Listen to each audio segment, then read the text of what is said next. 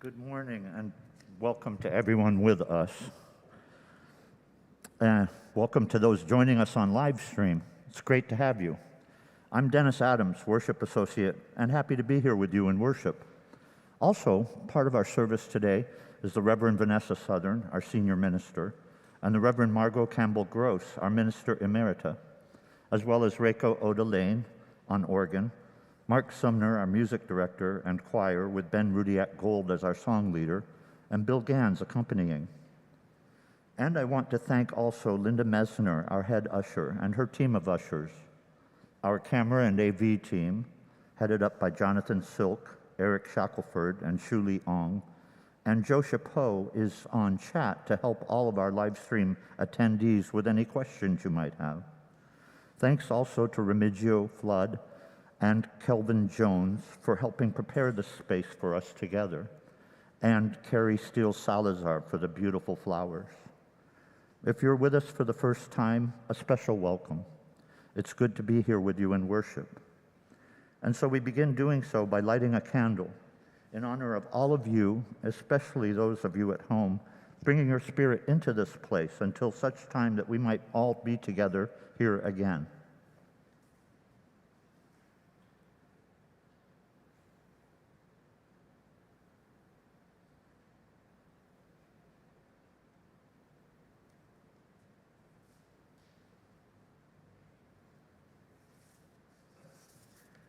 And now we'll sing hymn 112, Do You Hear?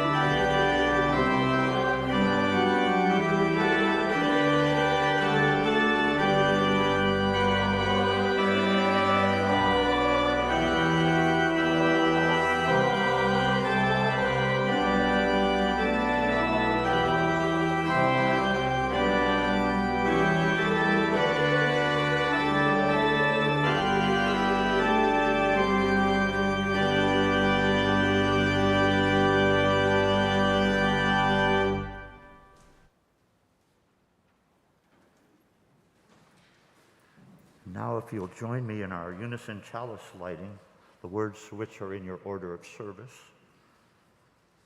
We light this chalice for the light of truth, the warmth of love, and the fire of commitment. We light this symbol of our faith as we gather together.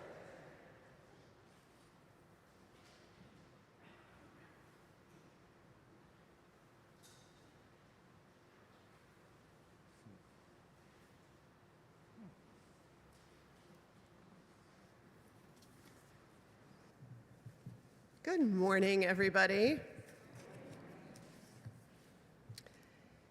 And a special welcome to those folks who might be joining us for the first time here in the sanctuary or wherever the live stream finds you, in your front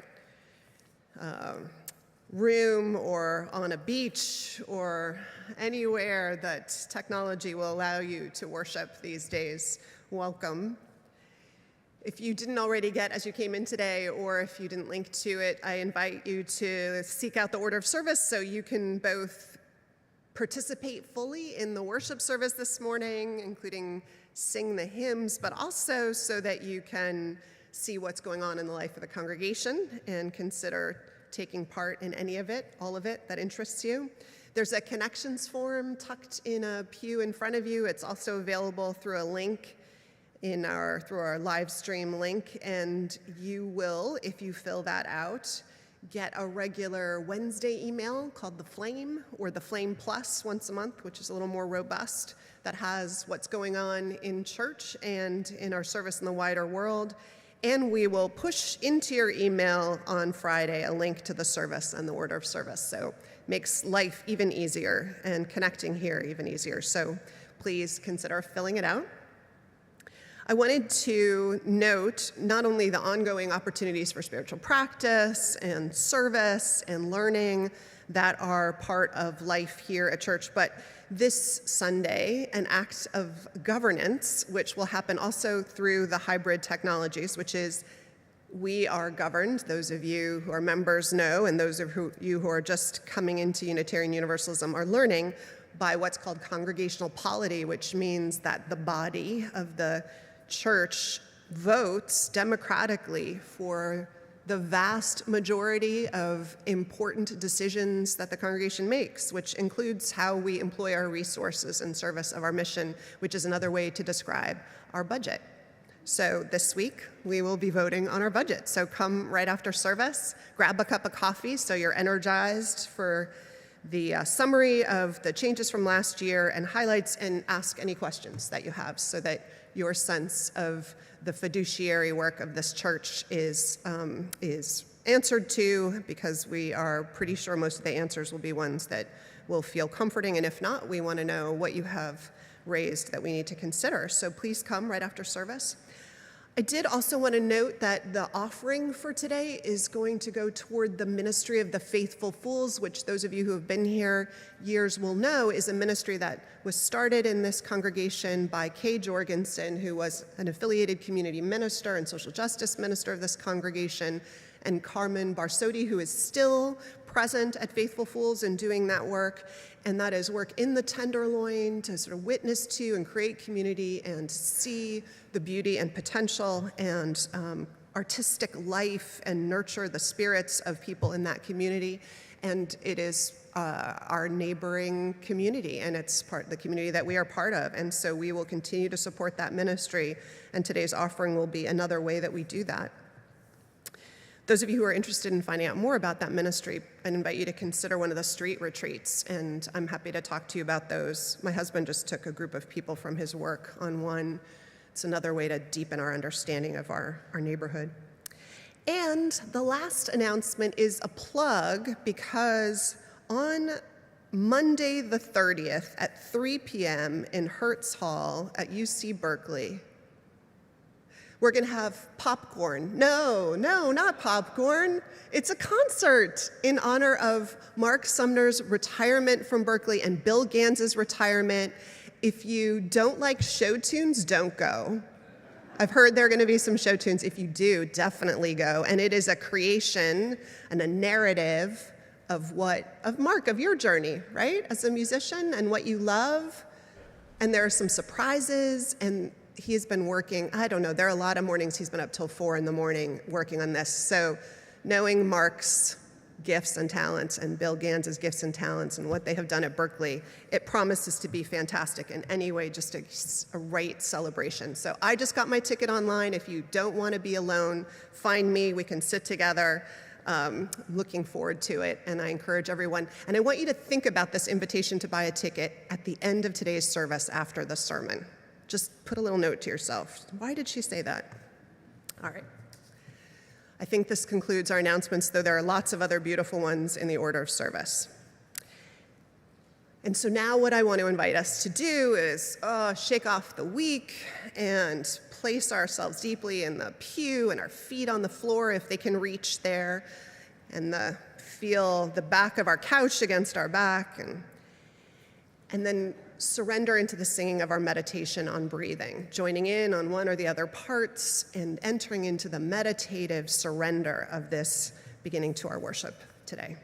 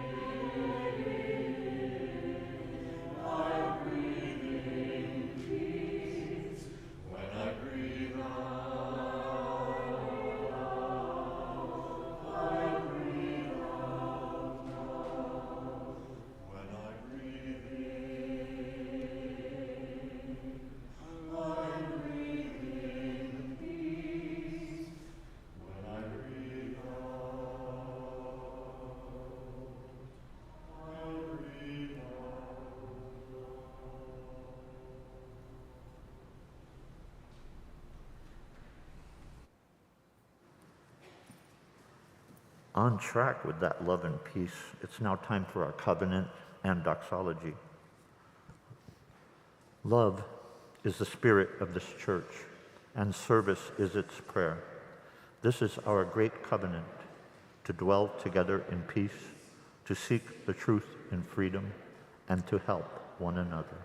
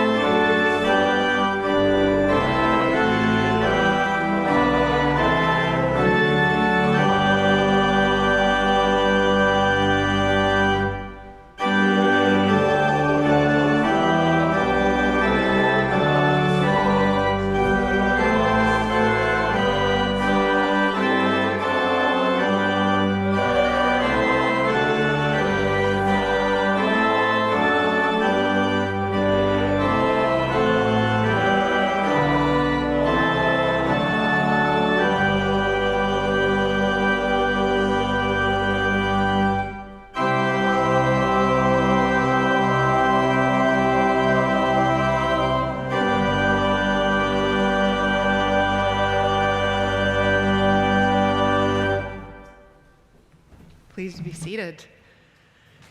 So for over 20 years in this community, there have been groups meeting twice a month with 2 facilitators at set times, generally with an opening and a centering and a check-in and questions of deepening. And magic and beauty and flourishing has taken place in these groups over these 2 decades. And today we're going to celebrate some of what's made that possible and hear some more about it. I'm going to invite Margot Campbell. She's the Minister Emerita of this congregation, and she'll tell us a little bit more about the history of our small groups and also who we have to thank.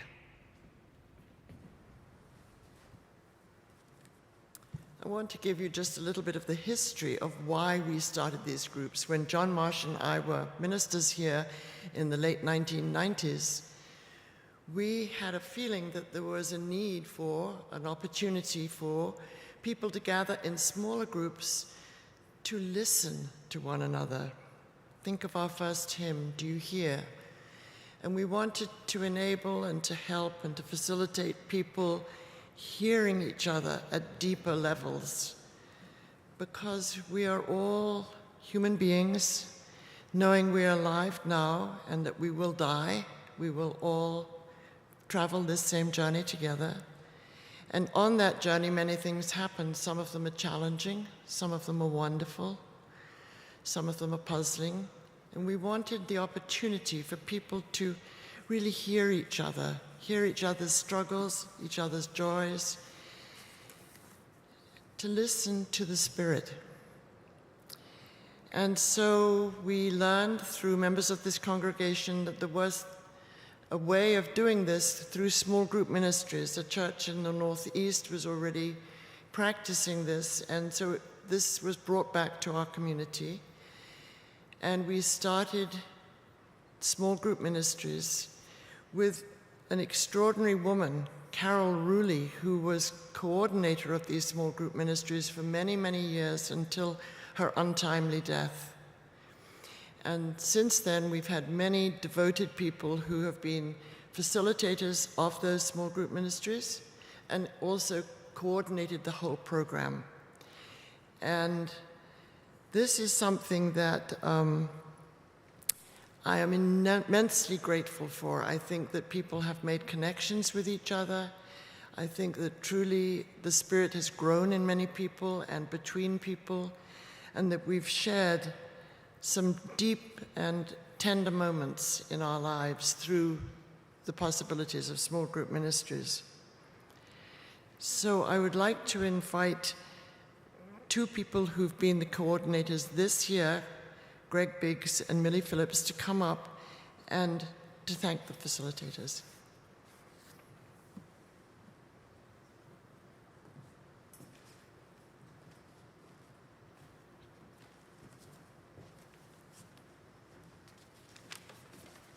Good morning. We now also invite this year's Small Group Ministries facilitators to join us here in the chancel. When I accepted the role of co-coordinator of the Small Group Ministries program in June of 2020, we were in the early stages of the global pandemic, and none of us knew how long it would last and what lay ahead. What we did know was that members needed a way to remain connected and share spiritual growth. Over the past 2 years, we have seen great loss and many people feeling a sense of hopelessness. Small group ministries has been a key to helping us overcome isolation during these challenging past 2 years. And we've had participants ranging in ages from early 20s to mid 80s. We have seen several first connect with this congregation through small group ministries during the pandemic go on to become members of the church. We've had people participate from as far away as Sacramento, Portland, and Texas, whom we might otherwise never have known. And I know that we have participants with us today on Livestream who are very much a part of this community, even if they are not with us here in person. And I want to thank this year's facilitators. Megan Lemmer and Julia Wald have led our Monday group at the church, primarily in person, while navigating a way to keep the group safe and connected through the Omicron surge. Ben Baer and Ralph Fenn have led our Wednesday group via Zoom. And Anish Johnson and I have led our Thursday group through the new platform, Chasm Junto. And I want to thank Millie Phillips as a co-coordinator of small group ministries with me the past year. She has brought great insight and leadership from her many years as facilitator. Thank you to all of you for providing a nurturing community and spiritual growth to so many members this year. And finally, I want to present this to Margot as a small a symbol of gratitude on behalf of all of the facilitators this year.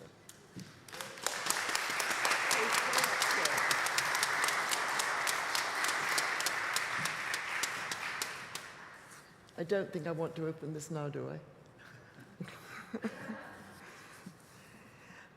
I want to thank Gregg and Millie, who've been amazing co-coordinators this year. Millie took on this role knowing that she might not be able to be full-time because she was looking for a full-time job, which she found, a ministry. And then the ministry was able to be in person, and so that made her life a little bit more complicated. She had to drive to Concord. And so despite all of that, she has been a huge support and a leader for the group this year. I want to give you, Millie, something that was made by a member of our congregation, Richard Davis. Thank you very, very much for all you've done. And I want to thank Gregg, who has been co-coordinator for 2 years now and has been absolutely extraordinary in the way he's managed through all the difficulties and the hiccups of new technology and maintained a presence of spiritual leadership, which I deeply, deeply appreciate. So Gregg, I'm giving you something that was very dear to my great friend, Kay Jorgensen, and I hope you haven't got it, but if you have, you won't mind having another copy. Thank you. So thank you all.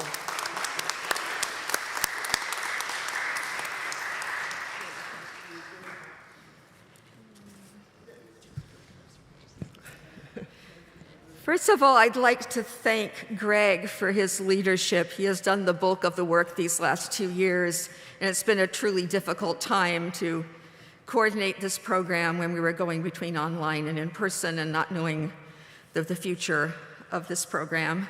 So thank you so much, Gregg. And of course, thanks also to Margot, who has been an inspiration, for me at least, for many, many years, ever since I joined this church.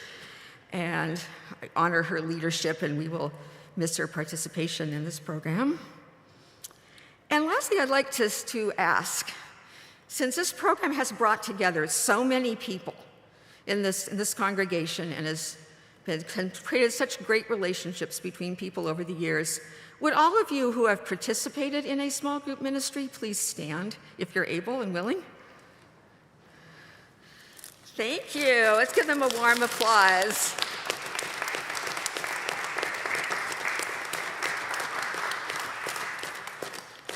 And lastly, I'd like to announce that Small Group Ministry is hosting our coffee hour after the service.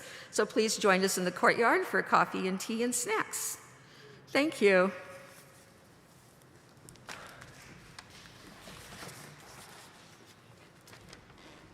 Thank you. I also want to say that Small Group Ministry is going to take a hiatus for the summer and hopefully get a relaunch in the fall. Think about it for yourself. It's an opportunity to build intimacy and access a group of people working to talk about things of ultimate value too. I went this week to the Legion of Honor to see an exhibit that Margot had just told me about, this incredible Chinese designer, Gao Pei, a woman designer, extraordinary vision. And so it seemed appropriate to have one of her incredible outfits that take tens of thousands of hours to create. And I encourage you all to go see it and think of that at the end of the sermon too. To put on the cover of a gift to Margot, whose vision it was, along with John Marsh, to create this program that then multiplied the ministry, that all of you then served as ministers holding these groups, which can be complicated depending on the dynamics of human beings, which are beautiful and complicated, as we all know, but also just creates the landscape for so much that's powerful and important that happen, that doesn't have a lot of spaces in our world, that's increasingly privatized and doesn't have places for gathering and creating new community. And so in the spirit of visions that are extraordinary and then are brought forth into the world, a small token of gratitude for these 20 years or more, actually, of this ministry and all that it has given rise to, all the harvests it has given rise to.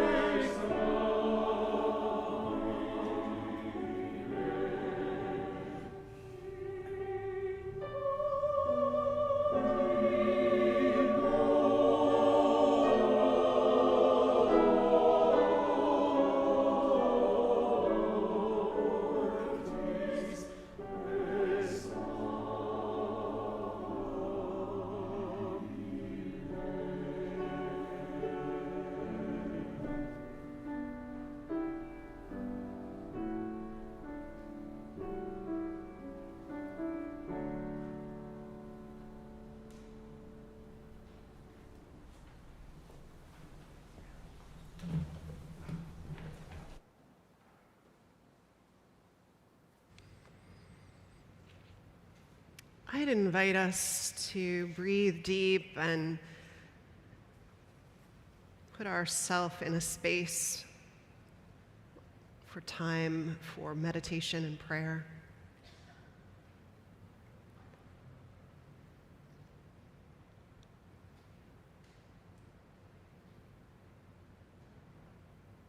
Here we are, surrendering for a moment to stillness. Washed by the periodic sounds of a city beyond the walls. Surrendered to the sound and presence to our own breath.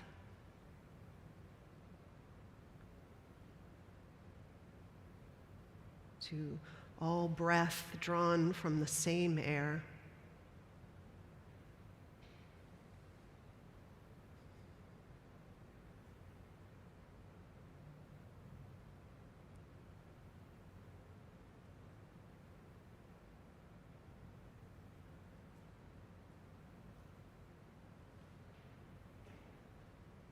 We surrender to this moment just to be in the midst of this miracle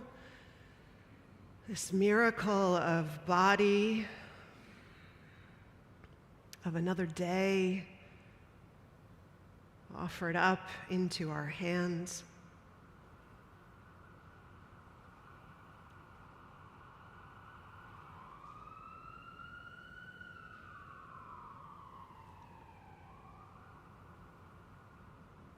This temple we walk in, arms and legs of it, and the temple of time we move through.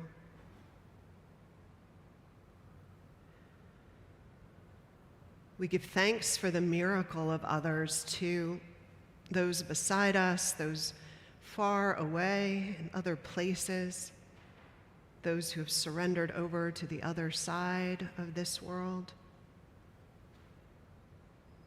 For all the companions we have and have had on this journey.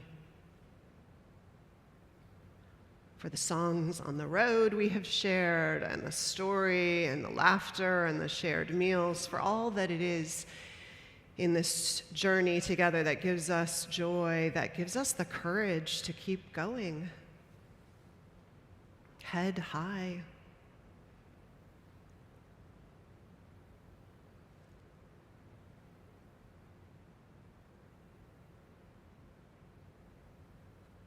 We offer our personal prayers into this moment of time, this morning,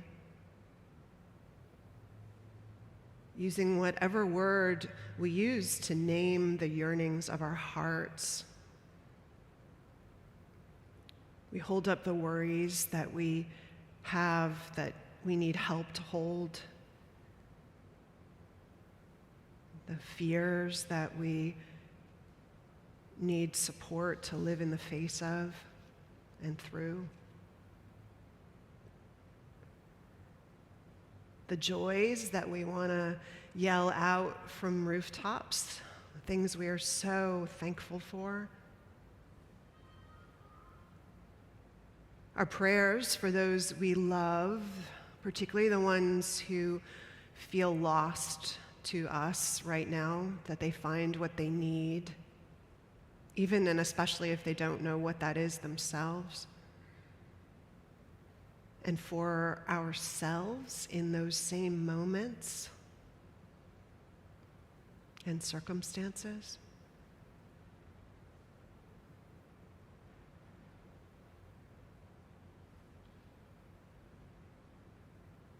And this day especially, we hold up all who serve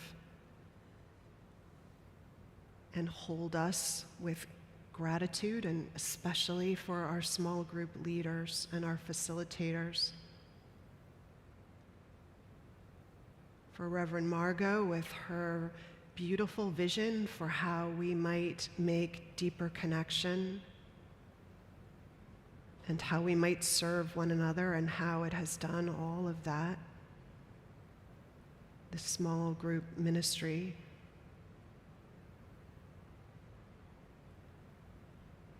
and for everyone who, in ways small and large and intentional, or just by the way they move through the world, has helped make this place a garden, an oasis, a place of beauty and renewal for the rest of us, and for each of us in the ways we do just that for others.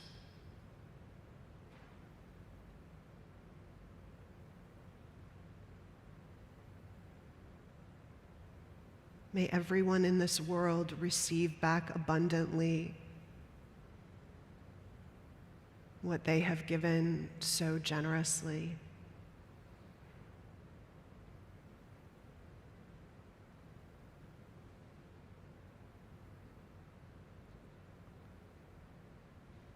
For these and for all the meditations of our hearts, we pray. May our hopes and hurt, our yearnings and our thanksgivings be held and heard, and life more abundant be available to us all.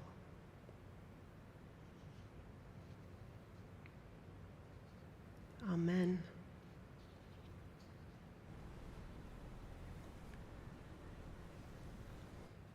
And now our offering, which today, as was stated earlier, is going to support the Faithful Fools Ministry. Today in memory of Kay Jorgensen, whose spirit is in the space with us. And if people are paying online or writing checks, if you can just write today's date, the 22nd of May, and special offerings, so we make sure we aim this gift toward the goal for which we have set our generosity this morning. Thank you in advance for all your gifts.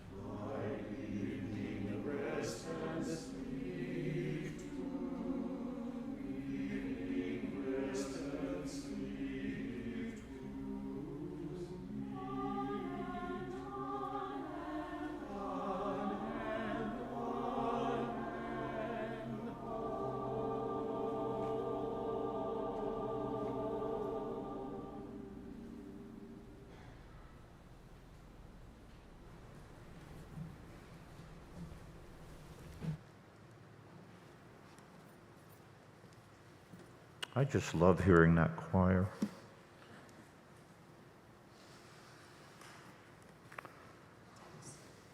Take this one.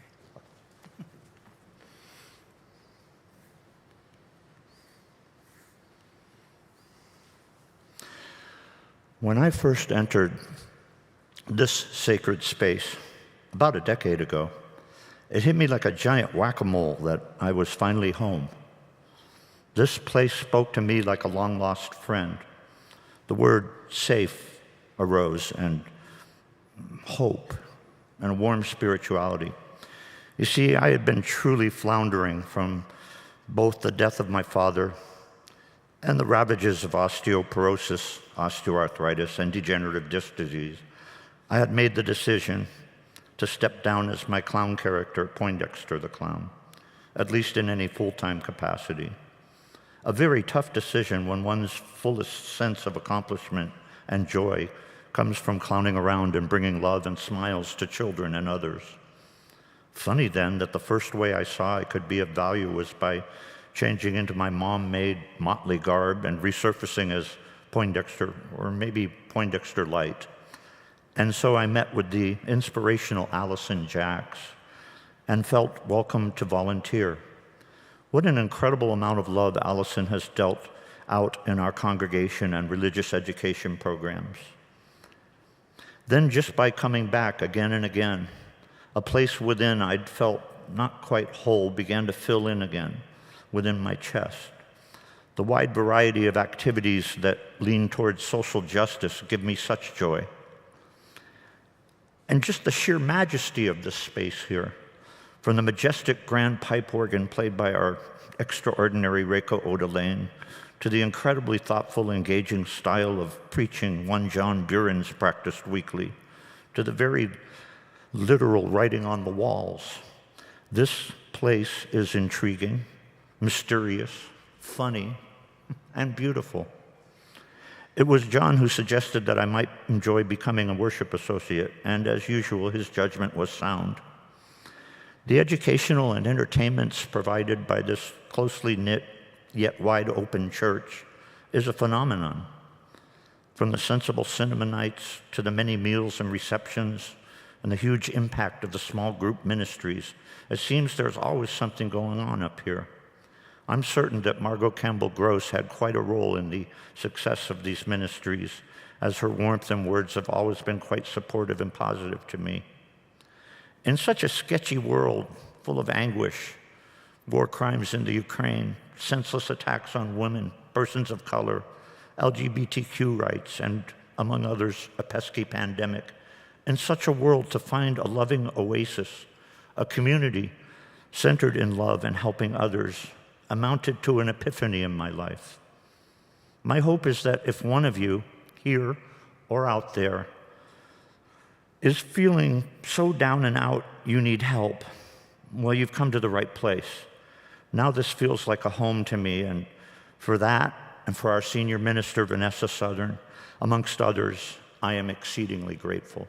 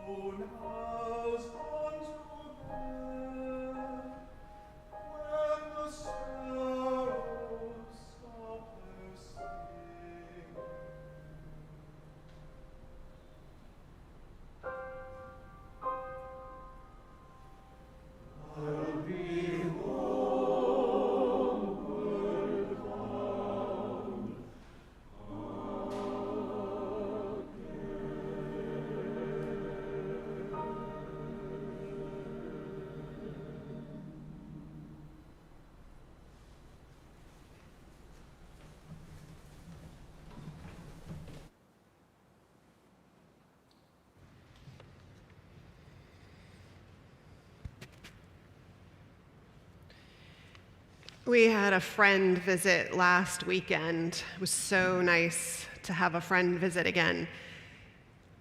He teaches Greek and Latin at a private middle school through high school in New York, as he has for decades now.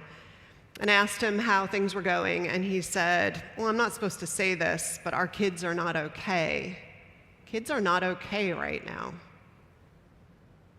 His partner, who teaches classics at a college in New York, observed the same thing and pointed to an opinion piece that appeared that very day in the New York Times, written by a man who teaches writing at Southern Methodist University, a piece titled, "My College Students Are Not Okay," and named what he was seeing, what our friend was seeing: depression, anxiety, ennui, disengagement. Are the kids the only ones who are not okay? A couple of folks have told me in the last few weeks that they have sought a psychiatrist lately, either to help get some help lifting themselves up or someone they love out of a kind of tar pit of despair or anxiety. And they found all the practices they called full, with waiting lists of 3 to 4 months. It's the lag effect, it must be, of all that we have been through. And at the same time, my colleagues across denominations are reporting that people are starting to come to church or synagogue. But there's still often more people online than in the pews. We did a survey recently, and all the results will be forthcoming. 89 of you, by the last time I checked, had filled it out, so thank you for doing that, to try and just find out how everybody's doing. I looked this morning, and 18 of the 89 households had someone who said that they had come in the first 2 months that church had been reopened 0 times. But they'd filled out the survey, they're connected to the community, and not all of them said they were very concerned about health. Few people said they weren't concerned at all about COVID. Theater spaces, if you've been to theaters recently, I don't know, the ones I've been to have been about 1/3 full. This, though the stats say if you're vaccinated and everyone's wearing KN95 masks, the chances that you'll be infected are pretty small. So makes you wonder what's keeping people away, if it's just fear of COVID. Talking to folks, I have a sense that we are all okay, that we did what we needed to get through the last couple years or the last couple months, but there's this piece of us that isn't entirely okay, something that needs a fix, but what? Let me step back for a moment. There are a few things that we human beings crave and are hardwired for. I find all of this fascinating, all of the studies. It's like my secret indulgence. Learning. Did you know that learning actually improves our happiness when we're exposed to something new and we feel like we're learning something new? It makes us happier. We're hardwired for learning, apparently. We're hardwired for this other thing called connection. Did you know, and you probably did, that connecting with other people is literally one of the ways that we can quiet a stress response when we're having anxiety or stress? It helps it complete so that it doesn't lodge in our bodies with all the negative health effects of when stress lodges in our bodies, how it makes us sick over time. But we can stop that response if we talk to others, if we're held, if we laugh, if we just sit and share our stories. It's incredible, this power of someone listening to us and reflecting back that they've heard us and how that's healing to us. Just to be seen, just to know that what we've experienced has been seen by someone else too as real. I think that's probably also why, by the way, as I was thinking about it, gaslighting as an experience is so particularly horrible, because it does completely the opposite, right? You risk naming a pain or a hurt or a frustration, and someone not only doesn't want to hear it, but then denies that you've actually had that experience. It's a double whammy of just what we don't need when we've had something hard happen to us, right? We are so hardwired for connection that did you know that if you're commuting on a train and you talk to the stranger next to you, just a few words or sentences, I mean, about anything, right? The weather, I love your cologne, what's that you're reading, that the happiness lag effect is greater than if you sat during that same commute reading a fabulous book or listening to music you love. Even if you're the kind of person who hates to talk to strangers.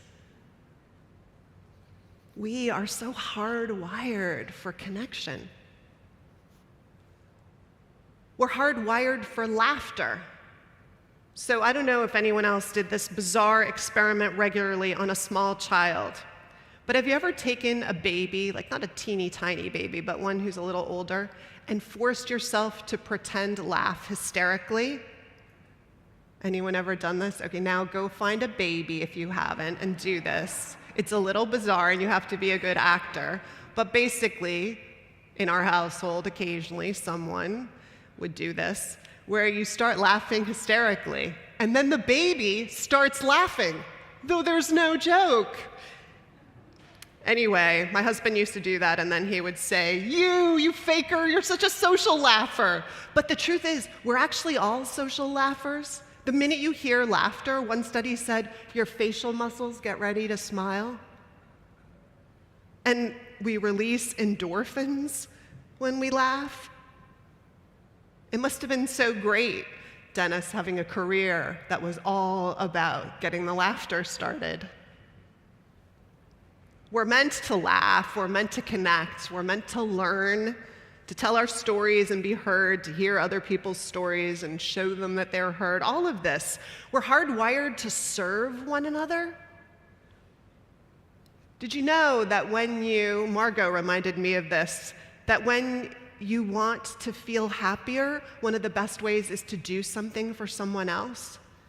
Like literally, if people were given money and told you can either give this to someone who needs it or pay for something or do something for them, or you can buy yourself something you really want or need, that the happiness lag effect of the people who give it away or buy something for someone else is so much greater. We're literally hardwired to serve.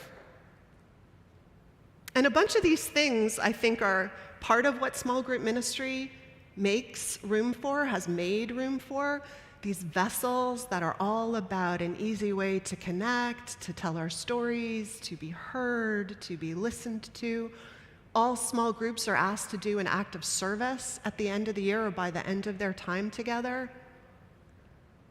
And things like laughter happen naturally in groups when we're sharing what's gone on in life, and so has the support for one another. So someone has surgery or gets COVID, and guess who ends up bringing you soup if you're in a group of 6 to 10 people that meet twice a month? It's the people in your small group.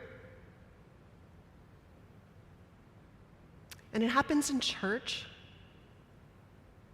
Laughter and hope and connection and being seen and learning and serving. It feeds all of this, quite literally, our humanity, like the best of our humanness, of our wholeness. And yet, I have been also hearing and feeling lately how hard it is for people, for us, to rise to the occasion of getting what we need. I mean, we're putting small groups on hold because people aren't signing up or can't seem to make it to the meetings. And I don't say that with blame, just acknowledgement. And volunteering is down across the board. I'm vice chair of the Interfaith Council, so 800 organizations are part of this. They're all talking about volunteering is down. And even showing up to things is down, hence the theaters, 1/3 full. For those of you who turned up today, like 3 cheers. Hip, hip, hooray, hip, hip, hooray, hip, hip, hooray. It takes so much, I think, for us to show up these days. And I want to just do a quick experiment of asking how many of you this morning considered at least once, like a voice in your head said at least once, do you really want to go to church? Yeah. I mean, I'm not going to ask how many people's voices said that multiple times. And after you're done, I will be interested to know, though it might hurt my feelings, but I can take it, how many of you regret coming when you're all done?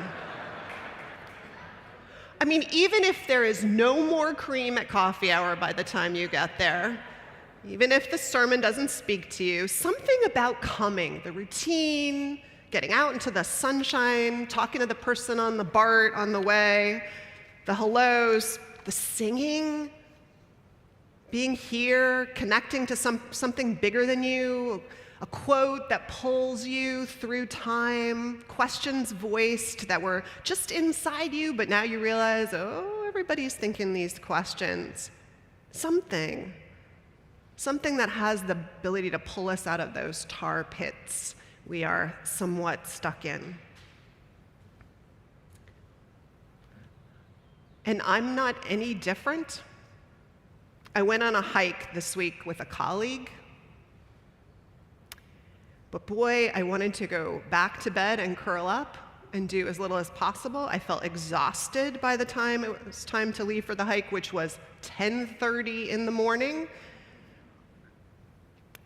And so I had to talk to myself the whole time. I don't know if you know these kind of voices. It was like, Vanessa, shh, just pack your bag, just put on your sneakers, just shh. Just grab your BART card, just get your suntan lotion, just take a snack. You're gonna like it. You're gonna be happy you did this. Just get out the door. I was like a mother coaxing a toddler to go to school in the morning. And I did it, and I went, and I ended up racking up 10,000 steps, and I got a little bit of sunburn on my shoulders, and I left exhausted, and I came home energized and really, really happy that I had connected with this other person and knit back together a little bit. But that's been the pattern. I don't want to go, I go. I don't want to do it, I do it. And a little more humanity is healed in me. That I'm always glad I went, but I am doing this daily these days. It's like trying to set new habits. It's like if you forgot what it meant to brush your teeth regularly, and you forgot that it not only felt good, but you loved having fresh breath, and it was really good for your dental hygiene in general, and you had to just every day force yourself to brush your teeth, and every day be reminded that you feel better until you got into the habit again. That's what I feel like I'm doing in my relationship to the world. Didn't want to go to the high school musical, far exceeded expectations. Laughed maybe a little too much, probably embarrassed my child. Sat next to a mom I hadn't seen in months. Felt alive as I left the theater. Didn't want to go to the Jazz Center, but I had bought tickets in advance for everyone in the household, including my visiting parents, and it was an incredible piece of music. And I was in this gorgeous space of the San Francisco Jazz Center, and just to hear people draw breath and yell bravo and applaud and get to their feet at the end, and this piece of music about the narrative of our city, it felt so connecting. Connecting to people, connecting to beauty, connecting to the pulse of life and music and all of it. I think I've told you all that I have a friend who's Afghani who says there's a saying in Farsi which translated is, "One step, I bless you. One step, I bless you." And I've been thinking of it again these days in a different way than I normally do. About how it's the wisdom, again, to guide us in this moment. Just one step, especially if that's all you can handle on a given day, whatever that one step is, and know and trust you will be healed and blessed. And then one more step.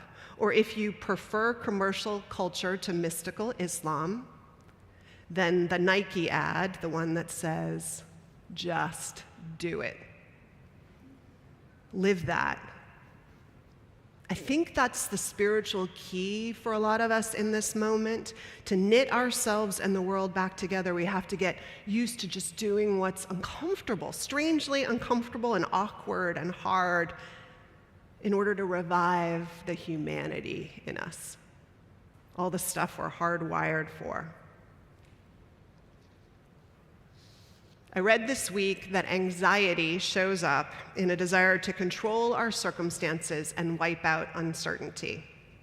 So it would make sense that we might all be living in some collective legacy anxiety right now.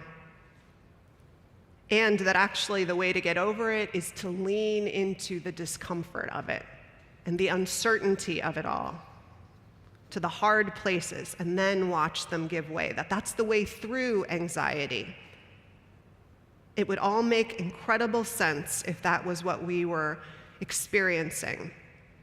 All the stuff of our humanity that got squashed in the last 2 years, and now we just have to relearn what it means to be deeply human. So my offering this morning is just simply that I think this is a time for the spiritual discipline, unless you are already have fully regained your own humanity and are out in the world tap dancing everywhere you go, in which case, please, can you lead a course for the rest of us? But just one step at a time, to be kind to ourselves, but also to buy tickets in advance, so maybe we're less likely to back out, to push ourselves out the door, to lean in, to stretch into connection, into the world, and all the ways we're wired for. That the ancient blessing tells us if we just take that one step, that we will be conferred in the next, and we will relaunch covenant groups in the fall. And in the meantime, make your own. It's called a dinner party. Just do it. And may the Nike, the goddess of victory, not the shoe, spread her wings over us all and bless us in our quest to step through the hard parts, hopefully the last of them, and confer on us victory in rejoining this knitted back together world of fully human, deeply spiritual, connected and alive people. Amen. We're going to sing a song that is all about throwing yourself into it, because there's no other way to sing it. It's number 368 in your hymnal, Now Let Us Sing. I invite us to stand as we're able in body and spirit and throw yourself in.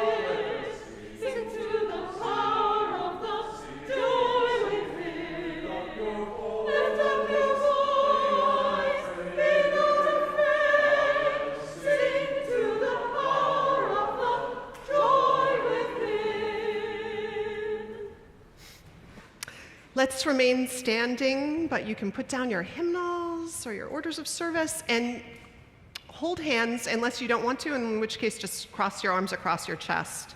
And we will otherwise connect. Did you want to join hands or? Okay.